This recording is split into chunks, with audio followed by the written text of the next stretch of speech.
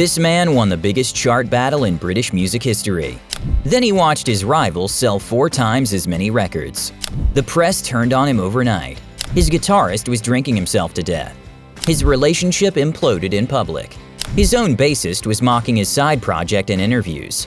So what did he do? Did he play it safe? Did he make another hit album and give people what they wanted? No, he erased his own face from the music and replaced himself with a cartoon. This wasn't a breakdown. This wasn't a midlife crisis dressed up as art. This was a man who looked at everything the music industry promised him, the fame, the magazine covers, the screaming crowds, and said, "I don't want any of this." And then he built a cartoon band that entered the Guinness Book of World Records. A band that outsold his real band. A band where the laugh on their biggest song was a genuine accident in the studio.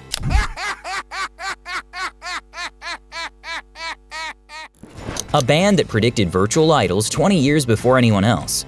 But that's only half the story, because what happened between Damon and his guitarist, the man who was there from day one, is one of the most painful breakups in rock history. And it almost destroyed everything.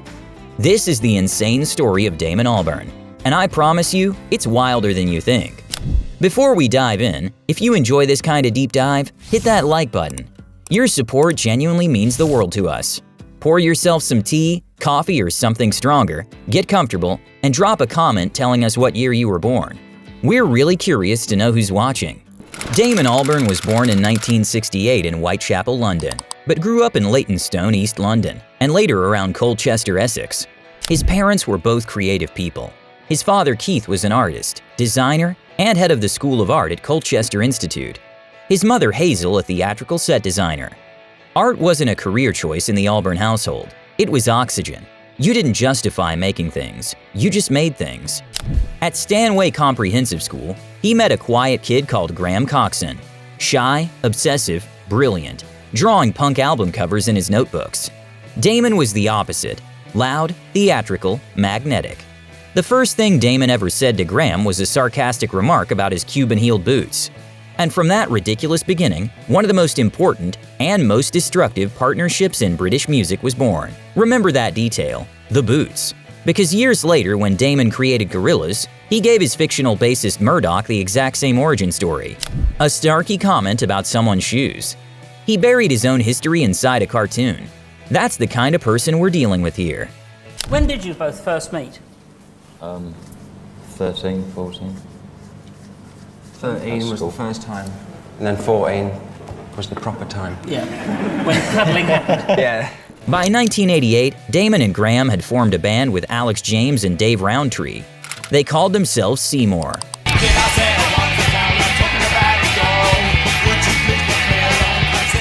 The label hated the name and handed them alternatives. The band picked Blur.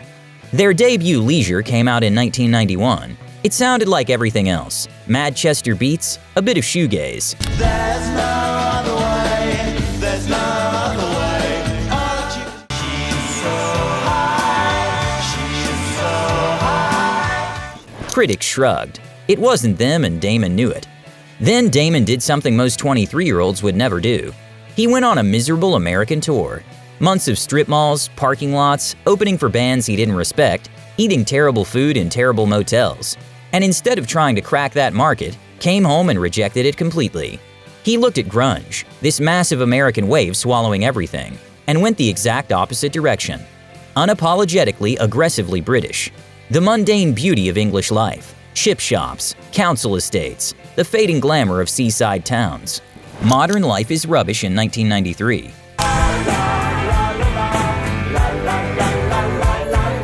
Park life in 1994.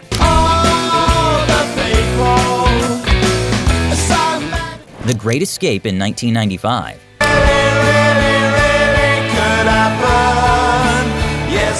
Three albums in 3 years that invented Britpop. Damon turned the most unglamorous details of British life into the catchiest pop music anyone had heard. Park Life sold over 1 million copies. Girls and Boys became a generational anthem. He was on every magazine cover, in every tabloid.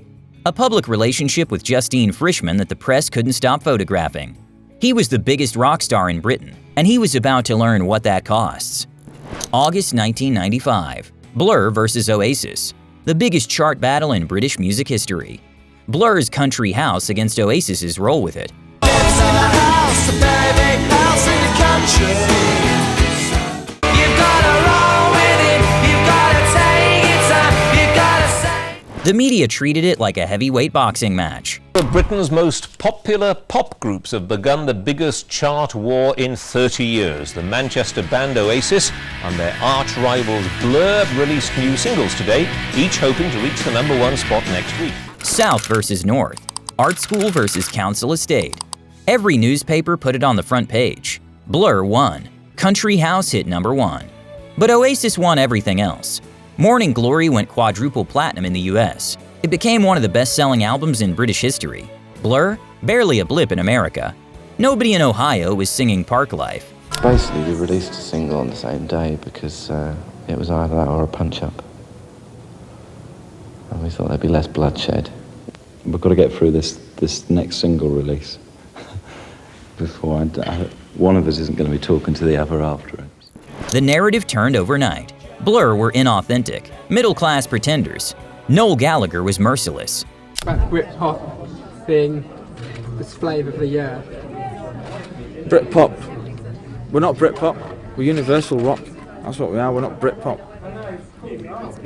The media can take the Britpop and stick it as far up the back entry of the country house as they can take it.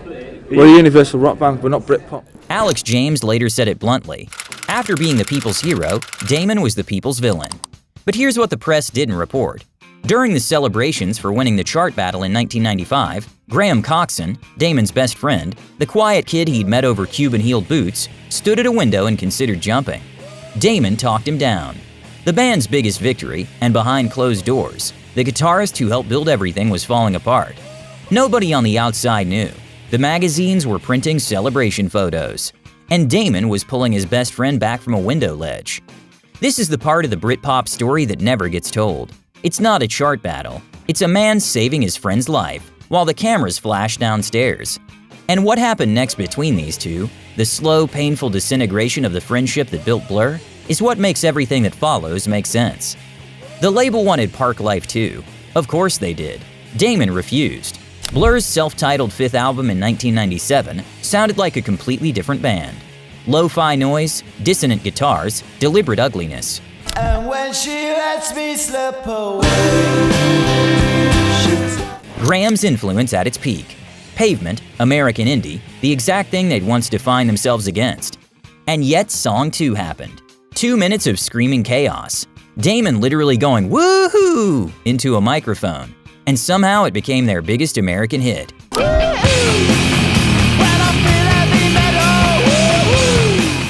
Used in every stadium, every movie trailer, every commercial for the next decade. Years of carefully crafted British pop couldn't crack America. But a 2-minute joke, that was their breakthrough. Then came 13 in 1999. Damon had just gone through a very public breakup with Justine Frischmann, one of the most photographed couples in British music, ending in full tabloid view. And Damon did something very few rock stars are willing to do. He didn't hide behind bravado. He didn't write angry songs. He wrote songs that sounded like a man lying on the floor, staring at the ceiling, unable to move. Tender is 7 minutes of begging for grace. No Distance Left to Run is pure surrender. The sound of someone accepting they've lost the person they love. These aren't pop songs, they're confessions. come on, come on, come on, we get through it. But underneath the music, Graham's drinking had become unmanageable. By his own later admission, he'd gone from casual binging to drinking for months straight. In November 2001, he checked into the Priory Hospital for 28 days. While he was in rehab, Blur started recording without him. Think about that. Your guitarist, your co-founder, the kid you met at school, is in hospital trying to get sober. And you start making the album without him. When Graham got out and came back to the studio, he lasted only days. The manager told him not to come back. He'd just gotten sober. He had a young daughter. His priorities had shifted, and his band had moved on without him. His last contribution to Blur was one track on Think Tank, Battery in Your Leg, the closing song.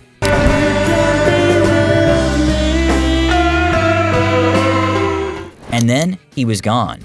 Meanwhile, Damon had already been building something else for 3 years, something that didn't need Graham, something that didn't need anyone to show up sober or deal with their baggage, something that existed entirely inside his head. But here's what nobody expected. The thing Damon built in secret would become bigger than Blur ever was, and it would start with two bored flatmates watching MTV at 2 a.m. Rewind to 1997. Damon and comic artist Jamie Hewlett are flatmates in Trellick Tower, London. Jamie created Tank Girl, a cult classic Hollywood had just destroyed. Damon's relationship with Justine is ending. Both are disillusioned. And between the parties, they sit on the sofa watching MTV for hours. Jamie had first met Damon in 1990, when Graham asked him to interview Blur for Deadline magazine. Hewlett thought Damon was, and I'm quoting here, an arrogant jerk, which is putting it politely. They didn't get along. It took years and mutual heartbreak to become friends. But one night on that sofa, staring at MTV, Jamie said something that would change music history. The gist was, this is hell, there's nothing of substance here, just manufactured pop and empty celebrity. And the idea landed. What if they made a fake band? Cartoon characters instead of real people. No human faces, no egos, no celebrity machine. Just music and art, with a built-in commentary on everything wrong with the music industry. The music industry laughed. A cartoon band? In 2001? Before virtual influencers? Before Vocaloids? The label thought it was a gimmick. Jamie created 4 characters, each with an absurdly detailed backstory. 2D, the blue-haired singer with hollow eyes, sweet and dim, perpetually beaten up by his own bassist. Murdoch Nichols, a Satanist who literally sold his soul for the band's success. Noodle, a 10-year-old Japanese guitarist who arrived at the studio in a FedEx crate. And Russell Hobbs, a drummer from Brooklyn, haunted by the ghosts of his dead friends. And here's a detail that most fans don't know. 2D, the frontman of Gorillaz, is essentially a cartoon version of Damon himself. The vacant stare, the melancholy voice, the sense of being trapped inside something bigger than you. Damon turned himself into a character, then hid behind that character so he could finally make music without the weight of being Damon Albarn. The self-titled debut dropped in March 2001. Damon brought in Dan the Automator, recorded parts in Jamaica, blended dub, hip-hop, trip-hop, and his haunted melodies into something with no genre and no precedent. Del the funky Homo sapien on Clint Eastwood. I ain't happy, I'm feeling glad I got sunshine. Ibrahim Ferrer from Buena Vista Social Club on Latin. A British rock singer, a Cuban legend, an underground rapper, on the same album. Before streaming, before playlists, before anyone said genre fluid. 7 million copies. Guinness Book of World Records. Most successful virtual band ever. The side project wasn't a side project anymore. It was the main event. If the first album proved the concept could work, Demon Days in 2005 proved it could be art. And the story of how it was made is almost as good as the music itself. Damon recruited Danger Mouse as producer, a guy who was in the middle of a legal war with EMI over the Grey album, his unauthorized mashup of the Beatles and Jay-Z.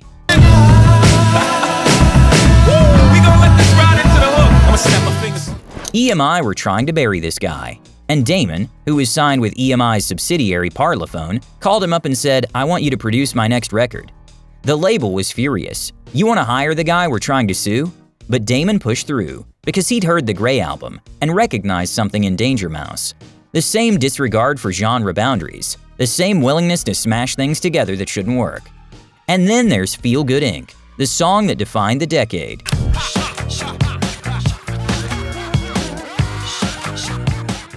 And here's something most people don't know. The iconic laugh at the beginning of that track was an accident.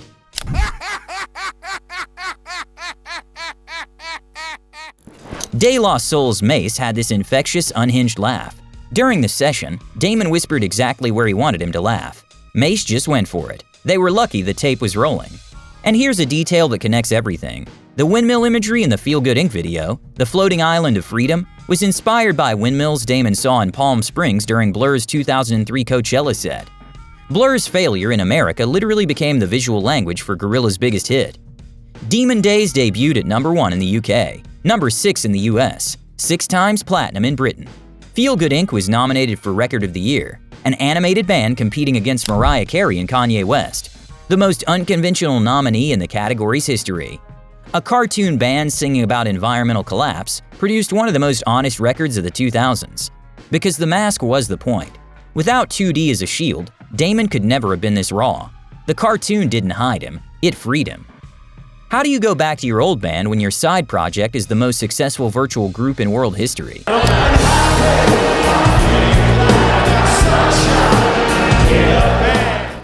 Blur reunited in 2009.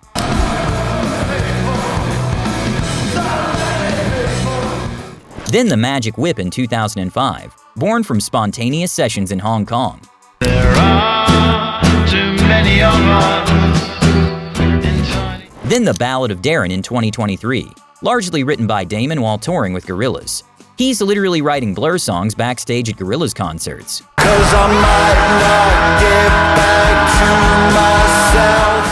At one point, he tried to convince Blur to play Gorillaz songs live. Clint Eastwood, Feel Good Inc., he wanted the worlds to merge, and the rest of Blur said no. Because if you say yes, your band stops being your band. And Gorillaz almost self-destructed too. Around Plastic Beach in 2010, Jamie felt his visual contributions were shrinking. The screen displaying his animations got smaller every night, while Damon had incredible musicians on stage. The artist who co-created the band felt like he was disappearing from his own creation. They patched it up eventually, but the irony is unbeatable. Damon created Gorillaz to escape ego wars, and Gorillaz developed its own. Because that's what happens when creative people make something great together. It always gets complicated. And then Coachella 2024. Blur played their greatest hits. The crowd barely looked up from their phones. Cameras pointed at themselves, not the stage. Damon told the audience they'd never see Blur again. You'll never see us again, so you might as well fucking sing this. Jamie, watching from the side, noted that at Coachella the phones aren't pointed at the stage. They're pointed at the person holding the phone. The man who created a cartoon band as a critique of MTV's emptiness in 2001, watching real humans reduce themselves to content in 2024. The satire became reality, and reality was worse than the satire ever imagined. Here's something about Damon Albarn that I can't stop thinking about. He doesn't own a mobile phone. In 2026, you can't text him, you can't WhatsApp him. He has an email address, that's it. The man who created the most successful virtual band in history has opted out of all technology.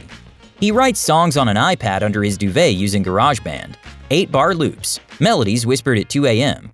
He composed a Chinese opera without speaking Mandarin, made an album in Kinshasa in a single week.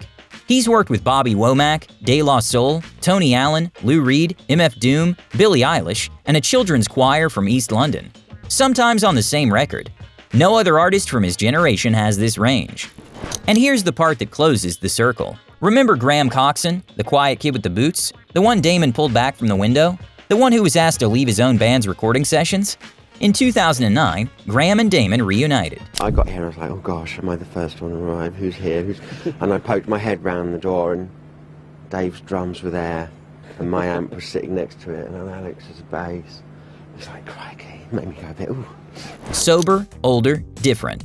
They played Hyde Park together. And in 2023, 28 years after the window, after the Priory, after those days in the studio that ended everything, they stood on the Wembley Stadium stage together. 2 sold-out shows, 80,000 people singing Tender back at them.